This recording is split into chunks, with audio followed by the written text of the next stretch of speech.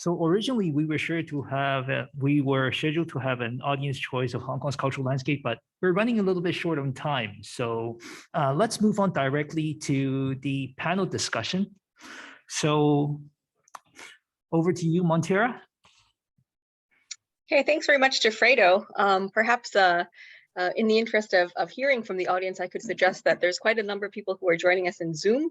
Perhaps you could share the question, Fredo, and then people could type their answers old-fashioned way just in the Zoom chat, and then we can get a sense of audience concern. Okay. Sure.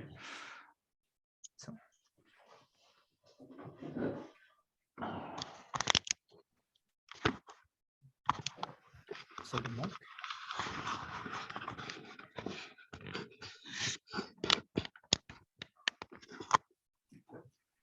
Okay, so Ken and David and Ben, please take your places over here. While we wait for Fredo to launch the question to us, perhaps I'll just thank, first of all the speakers for sharing your insights, both from inside JC Cube and abroad. I mean, I think Ken Nicholson set the tone for us by saying somewhat provocatively that Hong Kong is behind the curve in terms of preserving cultural landscapes. Then we heard from Michael Morrison from the UK, where we have a very well-established system, a wide-based understanding and concern for landscapes dating back really hundreds of years. But on the other hand, it's sort of like that has become too much as well. Sort of, it's become almost unmanageable in its complexity. So we have sort of two extremes facing us. On the one hand, perhaps too little in place in Hong Kong, and then if you take it to the logical extreme, then you have a system that becomes unwieldy. And along the way, Lawrence and David shared with us some examples of approaches to understanding and managing cultural landscapes. And so what I'd like to do in the somewhat limited time that we have half an hour for the panel discussion, is to ask 2 rounds of questions to our speakers, ending with Mr. Ben Low to have the final word in each round. The first round is to consider everyone put forth quite a number of suggestions, but if you had to leave, say, the Hong Kong authorities with one takeaway point when it comes to the issue of understanding, identifying, and defining cultural landscapes, say in the Hong Kong context, you know, what is one key action that needs to happen, either immediately or in the long term? And then in the second round, I'll ask you in terms of protecting the cultural landscapes, what is one key action that needs to happen? And this goes back to, you know, what I guess in the heritage circle is very well accepted, but perhaps for the lay audience is a bit of a mysterious concept. This notion of values-based conservation or values-based management. So the idea is that we're not just protecting things that are physical and visible, but we're also protecting all the things that Lawrence mentioned when he coined the phrase hidden cultural landscape. All the associations, things like astronomical features, etc. All of these things which are part and parcel of the landscape as it exists, but that perhaps is not always either well known or well understood or well protected. So I share with you, just by way of illustrating this point, a couple slides. I think many will have seen this case in the news. This is the Chosun Royal Tombs, one of the sites in South Korea, where, of course, anyone who has ever taken his history classes knows that from the pharaohs onwards, you know, the kings of the past spent a lot of attention planning their tombs. And these are always done, you know, sort of with an eye towards the natural landscape and auspicious directions and cardinal points and so forth, and connections with features, in this case, Sacred Mountain as well. And what we have happening now, of course, is this very well publicized and a rather reviled project, which is a very large high-rise development, which is essentially blocking off the view of the mountain. And you know, from a planning perspective, it's gone through all the EIA procedures. That land is zoned in intensive residential development zone. So there's nothing from a planning perspective that is inherently wrong with this project from a procedural point of view. On the other hand, from a heritage point of view, we can clearly see that there are impacts that are not direct impacts, but indirect impacts, in this case, primarily visual. If we take the case that Michael Morrison also raised in terms of, say, wind farm projects, here another case from India. In the foreground is a protected heritage site, and in the background, in the far distance, is on the ridge of this hill a wind farm project. So on the one hand, yes, the wind farm project is well outside the footprint of the heritage site per se. So again, there's nothing from a heritage legislation perspective or a planning perspective which makes this project inappropriate. On the other hand, from a heritage perspective, we could say that there are impacts, visual impacts, which negatively affect the aesthetic values of the site as a beautiful landscape. There are biodiversity impacts from the operation of the wind farm. And there are direct impacts, including archaeological impacts on so-called secondary heritage attributes, things that are maybe not of the first tier or as well identified or well known, but they exist in the landscape. Things like ancient farming features, ancient canals, ancient roads, all of these things that are part of Lawrence's so-called hidden cultural landscape. So when we take this kind of values-based approach as opposed to a kind of just merely a physical or a regulatory perspective to heritage management that privileges, built heritage or archaeological features that are well known. I come back to our panelists with the question. So perhaps maybe I have Michael Morrison on screen with me. So direct the first round of questions to him first. In terms of identifying, defining, or understanding the cultural landscape in the context of Hong Kong, if you could offer one key policy recommendation for the authorities to take forward, what would that be? Goodness. Well, oh, sorry, am I speaking first? Sorry. No. Sorry, Michael. Okay. Yes, Michael? Michael has yeah, first.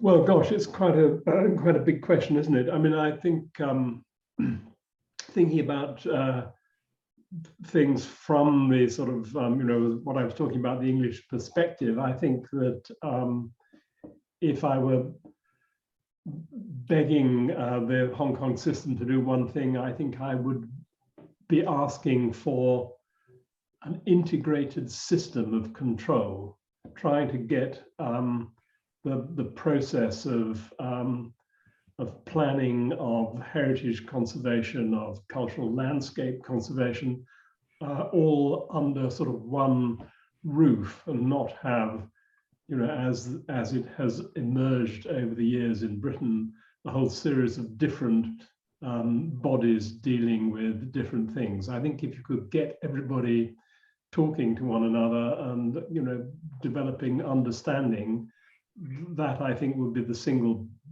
best thing you could do that would help move things forwards. Thank you very much. So we go next to Lawrence Lowe. Well, I think Hong Kong started with parking heritage preservation under the development agenda, right? And it started to work, and I presume it is still in place. So primarily, I don't know how strong the conservation lobby has developed since the early days, but since it's already parked under planning, I think the idea of cultural landscapes and other intangible parts of landscapes should therefore be legislated, right, as something that should be identified and then subsequently protected. And as you go along, develop a system where you include, for example, things that prevent development doing what they've done in terms of the Korean example, right? And I know, for example, in my town, Georgetown, all the visual connections to the hill, which I showed you, have literally been blocked by high rises. And in fact, I had a slide which actually showed all of that, the before and after. And that's because people are not conscious of what they value. So it really goes, it's tied in with the next question that you asked, is what are the values, right? But in Hong Kong, you do not have to start from scratch, but really the embedding of heritage legislation should be strengthened via planning law.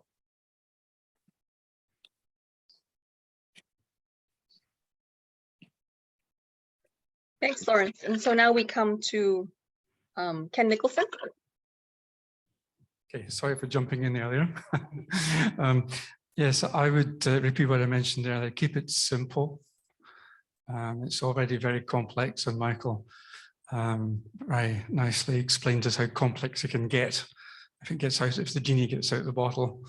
I would like to stress the word, whatever we do, conservation. Get it into it, and one way to do that would be to adopt a conservation area. We already have that land use zoning, but it's used almost exclusively in Hong Kong for nature conservation, green spaces. In the UK, I remember as a planner learning in the 1970s and early 80s about town planning, we had conservation areas in urban settings as well as natural settings. And I think that would be a nice simple way to sum up what we're trying to do, whether it's an urban setting or a rural setting, it's a conservation area. Start with that term and be able to put a line around it and then talk to that as one holistic entity. David shared with us earlier sort of very interesting tools related to characterizing the landscape. How could this approach be brought to Hong Kong within the existing system, whether it's the planning system or the heritage inventory system, David? Is that a question to me? Yeah, new ordinances that could be readily extended into urban areas or village areas without great need for change to our system. So picking up on David's point and the point that I interrupted Fredo earlier, perhaps the audience joining us today in the room from the perspective of getting diverse perspectives from various walks of life and various disciplines. If you could type into the Zoom chat your one or two suggestions for what you think is an important cultural landscape in Hong Kong worthy of protection, we'll get a sense of the range of things that you find of concern and of value. And so, and now while we wait for people's comments to come in, we now circle back to Mr. Ben Low, I think in a way who has ultimately the final say in these things in moving this conversation forward. We've heard from the various panelists just now, various suggestions from strengthening understanding to strengthening planning laws to, highlighting the notion of conservation area as a planning tool that extends not just to nature, but also to culture, whether it's an urban or a rural setting, and of course, legislation as well. But starting first of all with really an inventory of what the landscape assets of Hong Kong are as such. I wonder if you could pick up on some of these points and suggest ways of moving forward or things that perhaps your office is already planning to do in this regard. Thank you.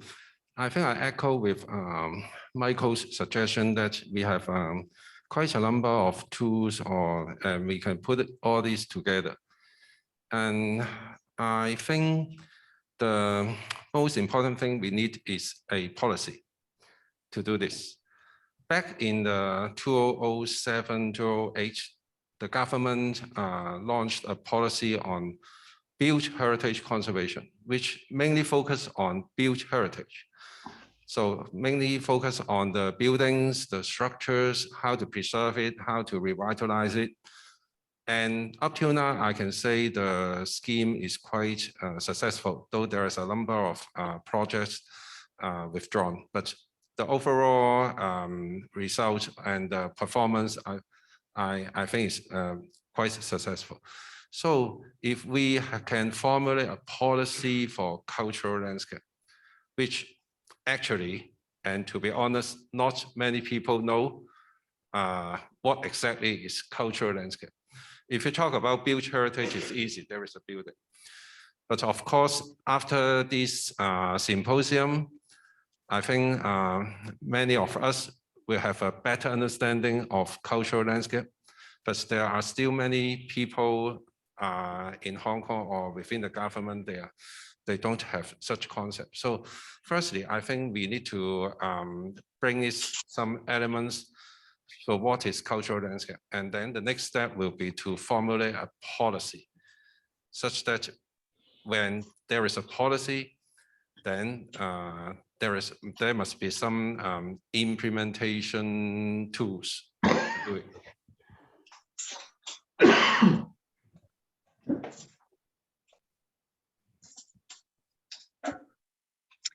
In your opinion, what would this policy possibly cover? Because we know that actually, you know, while from a maybe inside perspective, there's a bit of concern that, you know, these issues are not well articulated yet in Hong Kong. From an outside perspective, you know, people have been following, like for us here in UNESCO, we've been following lots of developments in Hong Kong, including when Carrie Lam announced a few years ago, sort of a big government push to protect countryside areas and projects to fund various rural conservation areas. I think in a sense, these are actually quite ahead of the game in an Asian context. There are not that many Asian countries that are, you know, specifically identifying the need to protect things like rural, essentially landscapes, whether they're built or they're natural or both. And so it seems that there are already quite a number of policy elements scattered in different aspects of Hong Kong policy. But I wonder if Mr. Loh could elaborate a bit more, maybe some of the key points of what policy might contain. I think the key point I have already mentioned is the understanding of cultural landscape. So if the people, they don't understand what is it, then they cannot formulate such the policy. So basically in Hong Kong, I think, for example, if you are thinking of using some conservation zone to protect some cultural landscape, I think it's not always can work within the urban city.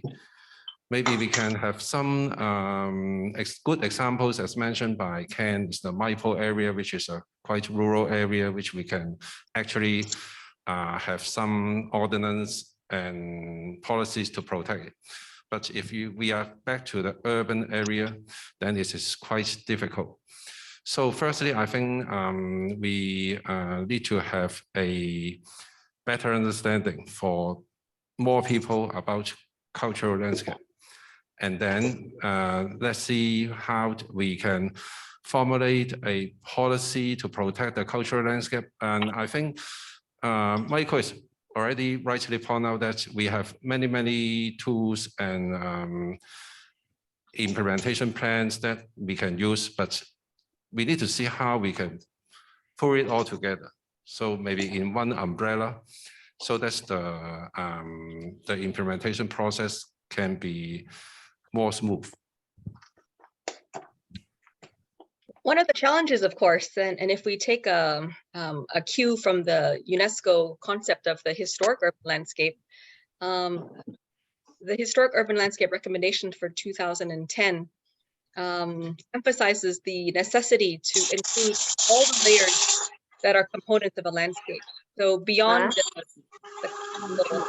the monuments that are recognized as built heritage, there's also, you know, vernacular buildings, sort of ordinary buildings. But then there's also environmental components, whether it's the geographical features or its hydrological features and so forth. And then finally, there's a social component in terms of, you know, people and how they make their life in these landscapes. So the historic urban landscape concept says that, you know, as a starting point, all of these different layers need to be identified and mapped. Now, in reality, we know that of course, government institutions are set up in silos, and so information is collected and then mapped and then held by different organizations. Perhaps David or Ken could comment in the context of Hong Kong, what would be a mechanism to bring together these different strands of information, just so we can have a kind of robust and multi-dimensional component and understanding of what the landscape is. Okay, I'll have a go at that. For many years, I've been thinking about how on earth you could possibly do that. In research I did many years ago, and it is quite a few years ago now, I actually approached each of these key departments, planning department, AMO and others, AFCD as well, and asked them about cultural landscapes. Do you understand what the term is? And I explained it very simply and nicely, and everybody agreed. Oh, yeah, I get it. Great, fantastic. And we can do a bit of it, but not all of it. For example, with AFCD, who look after country parks, so I asked them, why do you excise villages from the country park typically at that time? And they said, well, it's just too complicated. We don't do culture. Okay, who does culture? That's AMO. And when I was talking to AMO and planning department too, with EIA work I was working on at the time, I once asked, could we merge the two chapters that we do about landscape impact assessment, heritage impact assessment, visual impact assessment? Could we kind of collate them into a cultural landscape impact? Oh, the hands went up. No. Would that involve feng shui? I said, it might. We don't do feng shui, sorry. So every time I approach a department to ask them to cross the line and collaborate with another department, or just to share notes and discuss, there's an immediate pushback. And I can understand that. It's a departmental limit that it's difficult to cross. It's very complex, it takes more time, and there's no one to coordinate, there's no referee in the middle to pull all the threads together. So it would need one of those departments perhaps to take the lead. Since we're talking conservation, I'm looking at Antiquities and Monuments Office to maybe be a go-to starting point when you're talking about the heritage matter, whether it's a cultural landscape which bridges into the nature, but you do need the departments to collaborate and talk and share.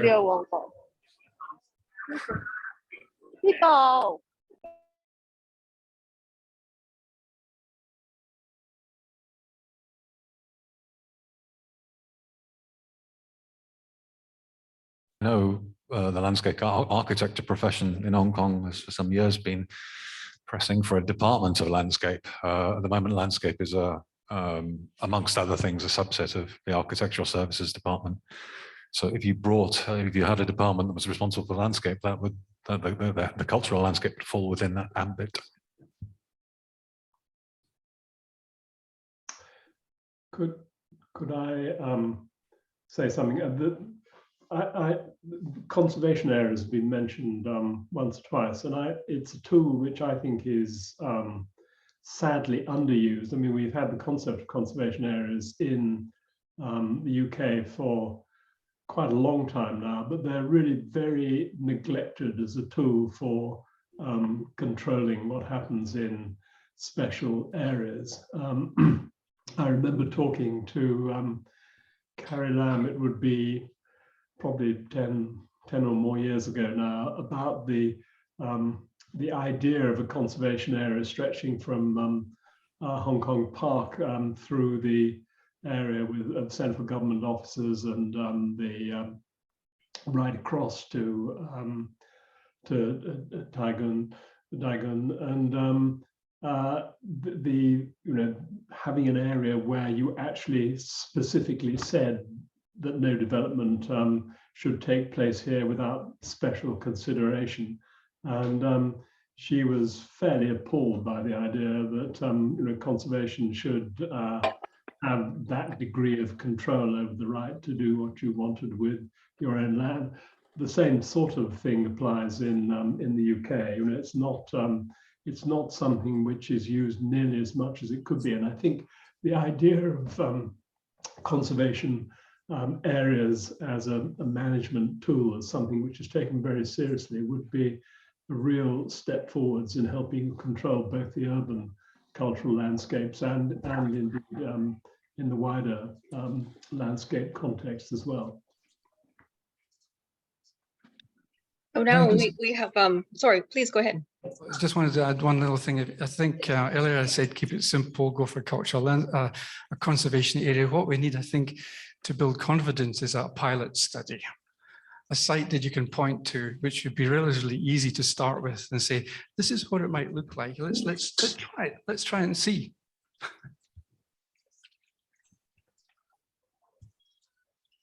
So now we're touching upon maybe the second round of questions, which is looking at policy tools and so forth in order to manage or protect cultural landscapes. We've heard from Michael Morrison from the UK. Now I wonder if Lawrence could share, you talked earlier about the importance of strengthening planning regulations and tools. In Georgetown, you have, of course, the special area plan for the World Heritage Site, and it uses a system of overlays. Various layers of overlays control various things related to conservation. I wonder if you could share how well or not well that has worked and whether that's a consideration for Hong Kong, whether the overlays in planning in a special plan, area plan could work. Well, I mean, in Penang, I showed you two examples of very large areas that have been gazetted in terms of UNESCO, and then the planning department having to really create them as special area plans. One was Georgetown and the other one was the biosphere, which if you look at the area, it's huge, you know, thousands of hectares. I think it's using a combination of tools to eventually look at over-layering it in an overall concept. So it has to start somewhere, and maybe it doesn't necessarily need to be a government agency per se. It could back it or kickstart it, but there is a possibility that it doesn't have to be one plan, one policy that covers everything, but really a variety of policies which will work better, right? And that is what I really, in my mind, is trying to show in what I presented. Now, we are also working on trying to prove, in a way, whether the historic urban landscape can really be applied to major towns and cities, secondary cities and towns. And in fact, we just have embarked on a pilot study to do that. So if that works, and that actually allows us to dovetail it into something that is quite critical to the people and communities.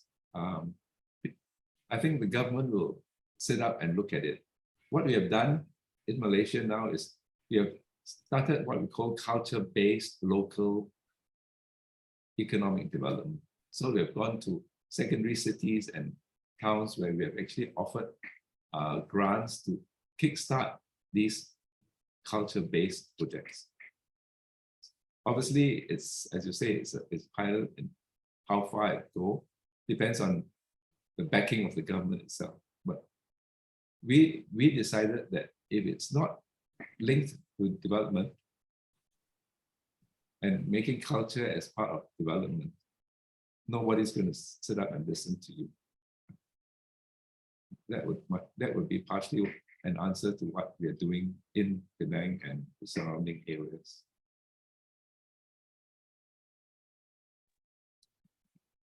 So if we take this approach and we go back maybe to Ken, you were saying one way to move forward would be to try to do this work, apply the new planning possibilities, do the inventory and so forth for a particular site in Hong Kong.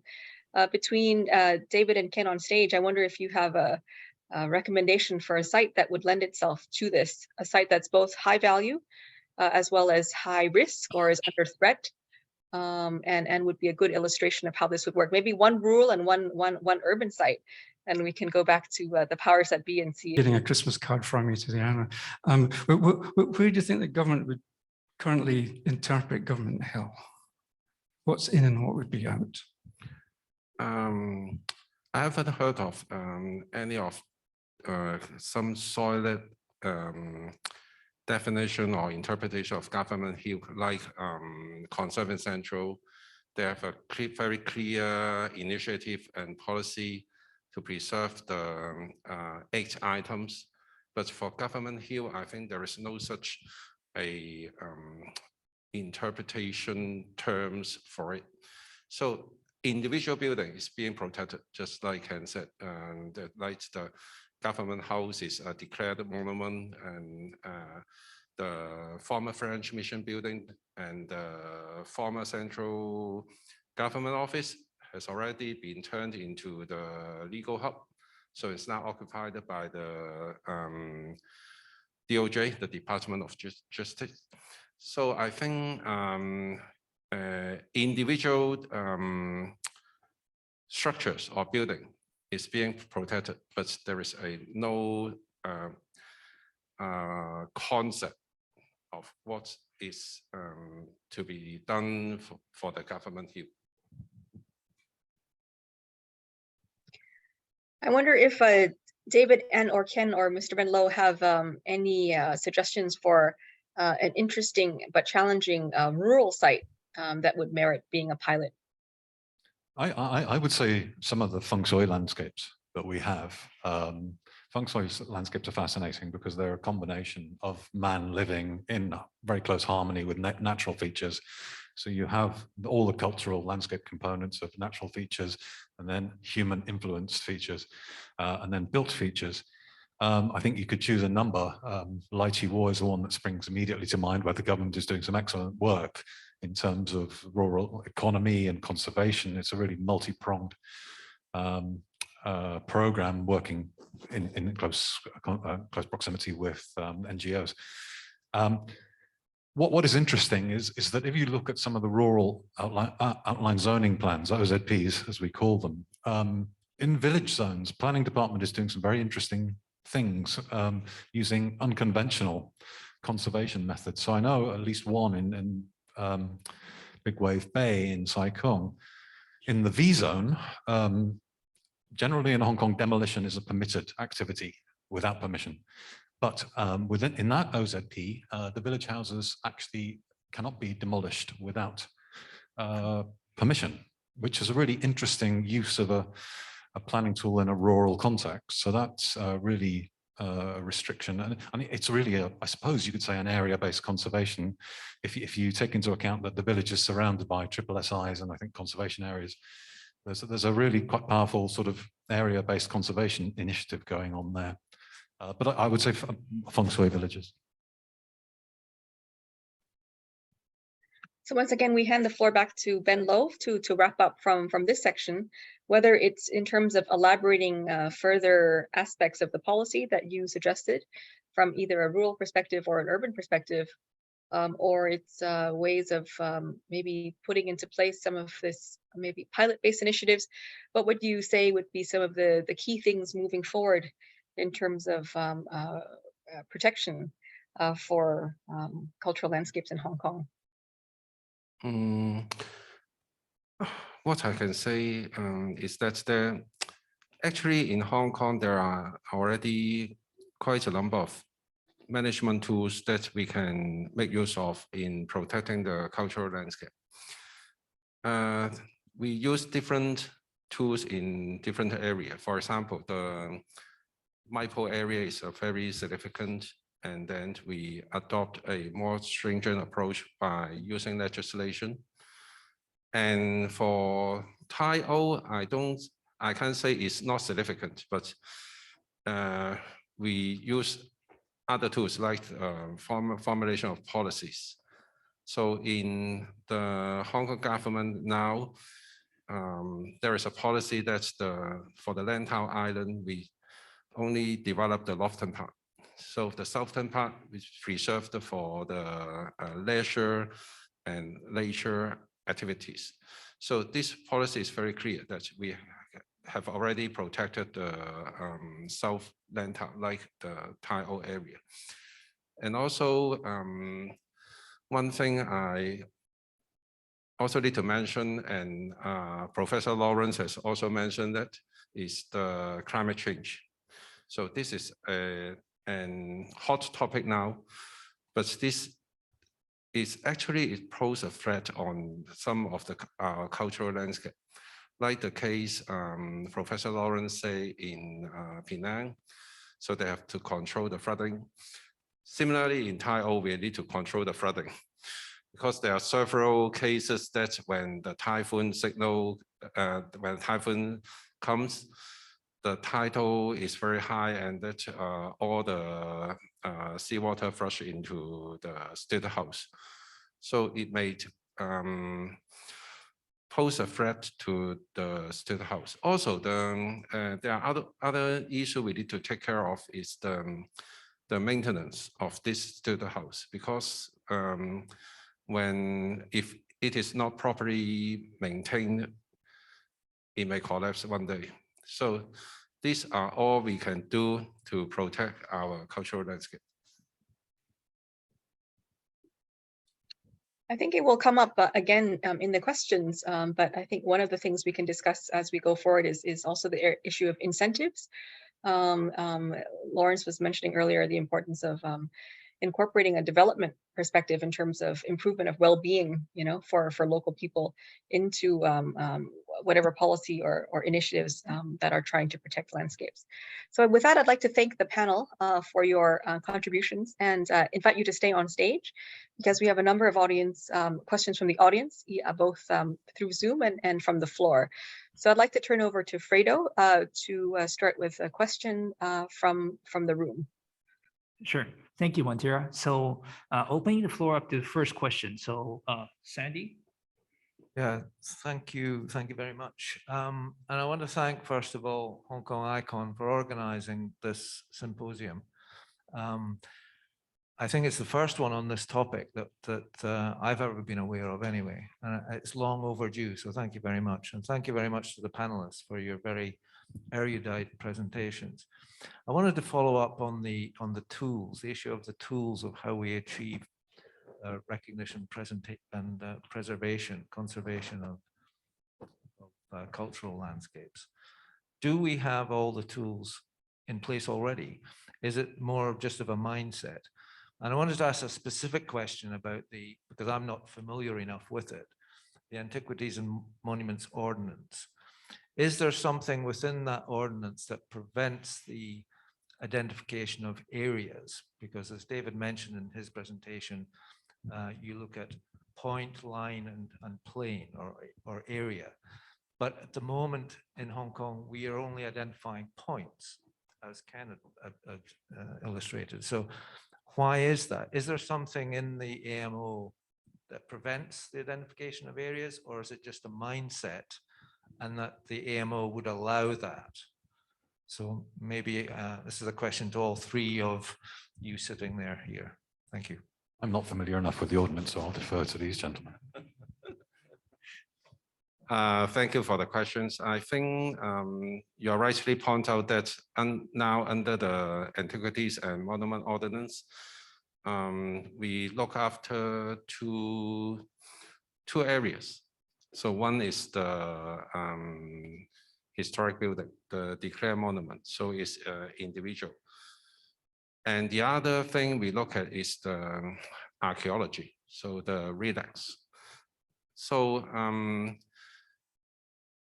for the AMO itself, I think it's they are more concentrated on built heritage conservation. So for other tools that I mentioned or Ken and David mentioned, they are more on the planning tools. So it's on the zoning, the planning applications. And if you say like if some area is zoned under different zoning, then if you need to have some development, then you need to apply to the town planning board. So that's the other ways we can do now. So I'm not sure if Ken, you have something to add.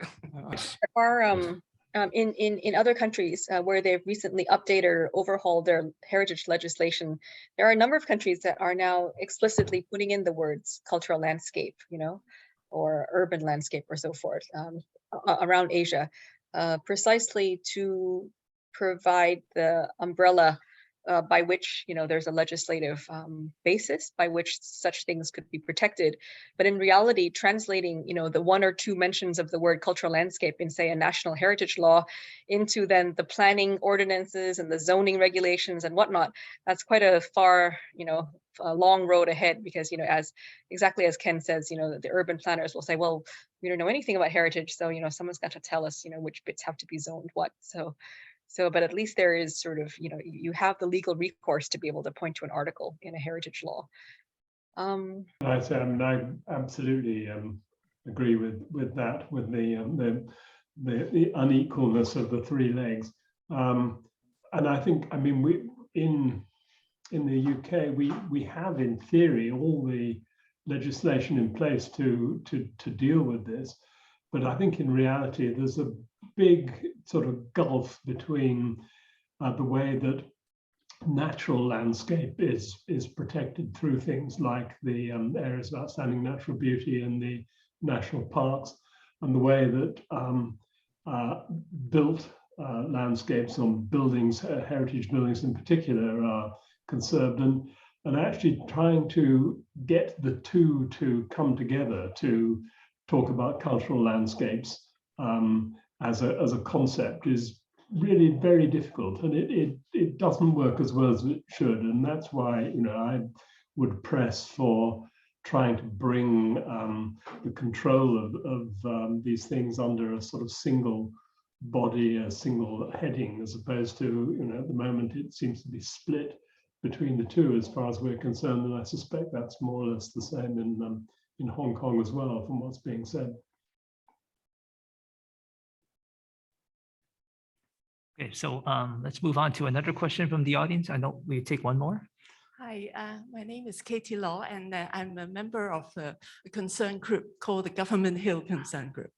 So in fact, I want to follow up on the issue of Government Hill, because just a few years ago, about 2 to 3 years ago, my group actually put in a town planning application to try and designate Government Hill together with Bishop Hill, which is next to it, as a special conservation area.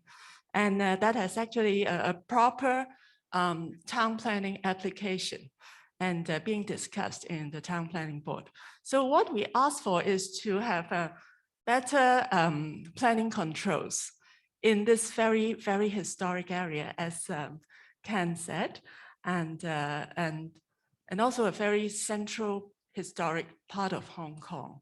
And I think the good thing about it is because most of the entire area actually, except Bishop Hill, maybe a little bit, under the Shin Kong Hui, but the entire area is actually under the government, and there's no really problem, with commercial interests, etc.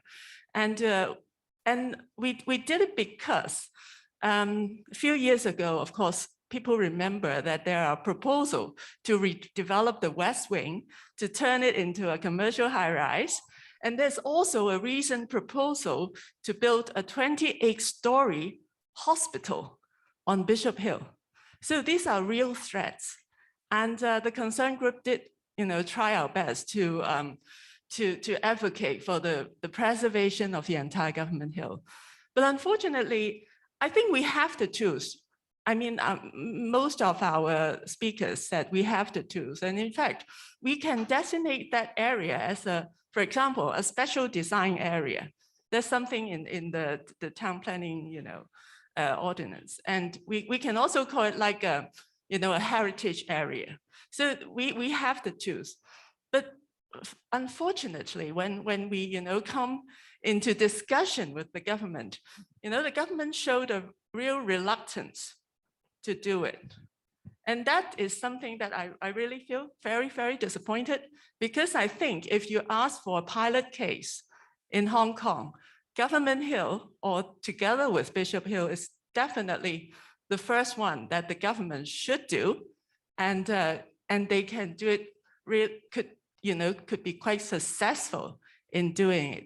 So I guess aside from the tools, availability of tools, I think the government determination and the commitment to do, a better, conservation for Hong Kong's heritage is what we are calling for today. And although, the West Wing finally is not demolished and is now conserved as the Justice Hub, right?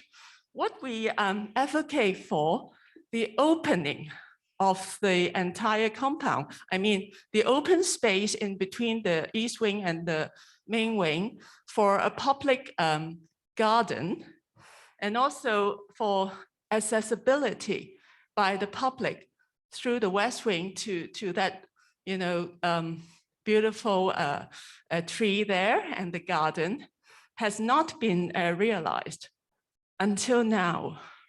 So I think there have been lots of efforts in the civil society in the last 10 years or so in calling for, more accountability of the government, more commitment to conserve our heritage. But so far, we haven't seen, a lot of progress. And I'm hoping that through our discussion today, it could be a reminder to the government that in fact, they have the tools. In fact, the legislation doesn't prohibit them to preserve the conservation area, but really are they, doing what they should do here to preserve our heritage? I think that's sorry, I talked too long, but I think there needs to be some determination and, right, put it into action and not just, just talking. All right, thank you very much. Thank you, Katie. So on that note, if I could interject, and Ken himself brought up the question about who is implementing the World Heritage Convention sort of in Hong Kong. As you say, one of the obligations of the government is to draw up inventories of things that could possibly be World Heritage caliber. It's not definitive, so there's still quite a bit of wiggle room. But that said, I'm not sure if there has been an effort in Hong Kong to put forward any possible tentative list sites to join the national list, which is of course held by Beijing. And so that might be a consideration when that kind of list making process goes about. If some of these items could in fact be cultural landscapes, whether rural or urban, that might spark a bit of dialogue around that issue. I think to reply to Katie's question, I think the government is very determined and committed to do heritage conservation in Hong Kong, because we have a policy set up in 2008.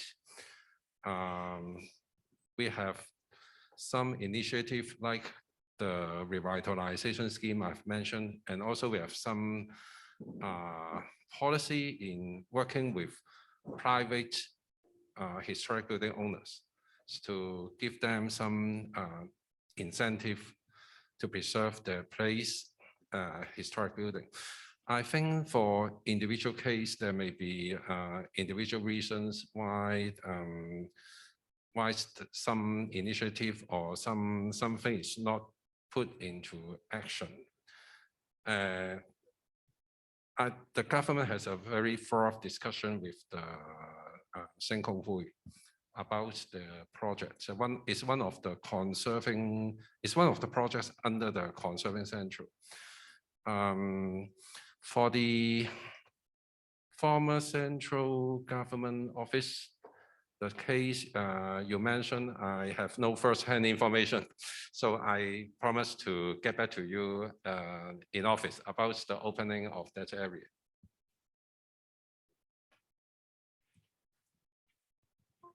okay, so on that note, we have to conclude the symposium. And so may I invite Mr. Brian Anderson, President of HK Icon, to give a closing remark. So over to you, Brian. Thank you. Thank you, Fredo. Thank you very much, everybody, for joining us today, both all of you online as well as those in the room, and of course our distinguished guests. I think what comes across to me loud and clear from all of this is that culture is not something that is in any way set apart as it once was, but it's something that surrounds us all the time, everywhere. It's a very good way of thinking about culture as a landscape rather than as individual heritage assets, as we've tended to do in the recent past. So I think it's been an extremely valuable discussion. As time is short, I'd just like to thank our speakers, Ben, Lawrence, David, Michael, and Ken. Also our moderator, Montira, and of course Daigun for hosting this event, and indeed all my colleagues at HK Icon, particularly Fredo, Mung, and all the team. Thank you very much, and good morning, good afternoon, and good evening. Thank you.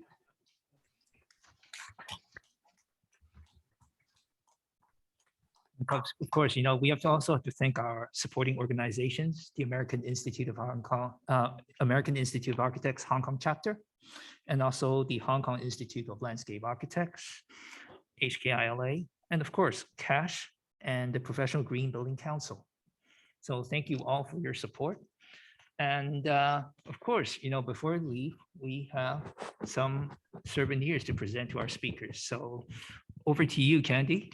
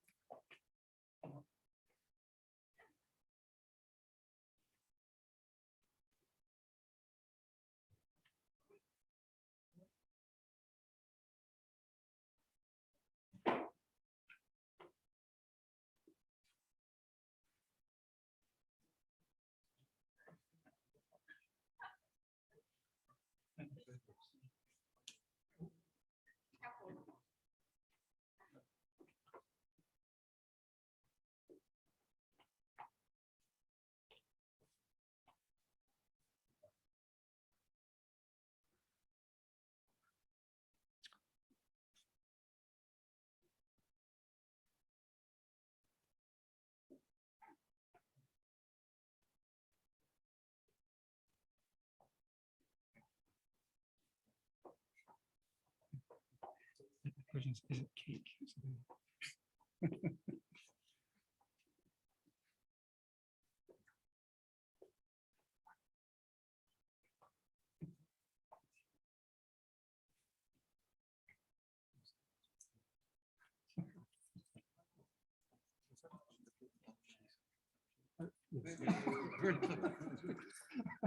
Okay, and for the overseas speakers, we'll make sure to send the souvenirs over to you. I'm really sorry about, again, you know, this is one of the complexities of having an event which is partially online and partially in the physical venue. So again, you know, thank you, Michael, and thank you, Lawrence, for sharing, and Brian as well. And more importantly, Montira, thank you for your support, helping us moderate the discussion. You know, we owe a deep, I mean, yeah, just give a round of applause to everyone.